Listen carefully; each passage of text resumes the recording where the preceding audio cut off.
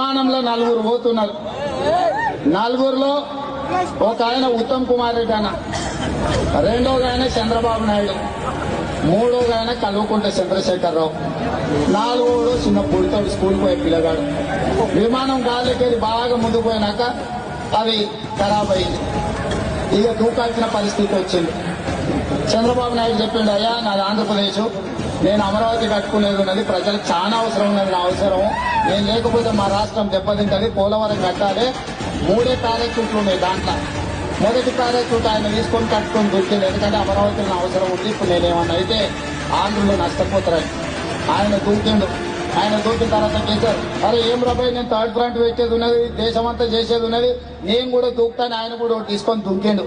ఇక మిగిలింది ఒక్కటి ఉత్తమన్న, చిన్న యువకుడు. అప్పుడు ఉత్తమన్న చెప్పిండు, ఈ దేశ భవిష్యత్తు నువ్వు యువకుడివి, ఎంతో ఎత్తుకు ఎదగాల్సినవి, నేను దేశంలో భారతదేశం తరఫున సైన్యంలో పనిచేసుకొని అవైనా మరణమైన వీర మరణమైన నేను తీసుకుంటా అని చెప్పింది. అప్పుడు ఆ పిల్లోడు నవ్వి, లేదు సార్ మన ఇద్దరం రెండునే, మన ఇద్దరం కలిసి దూకునే చెరువులు కట్టుకున్నాను. ఉత్తమన్న అడిగి నువ్వు ఉన్నాయి 3 కదా, మన ఈ 2 ఎక్కడికి వెళ్ళి వచ్చినాయి సార్. ఆ ముందు తింటున్న తాగుపోతాడు ఎక్కడికి కూడా రాబోతని చెప్పిన వాడు కట్టుకొని తింటుంది నా స్కూల్ బ్యాగు కాదని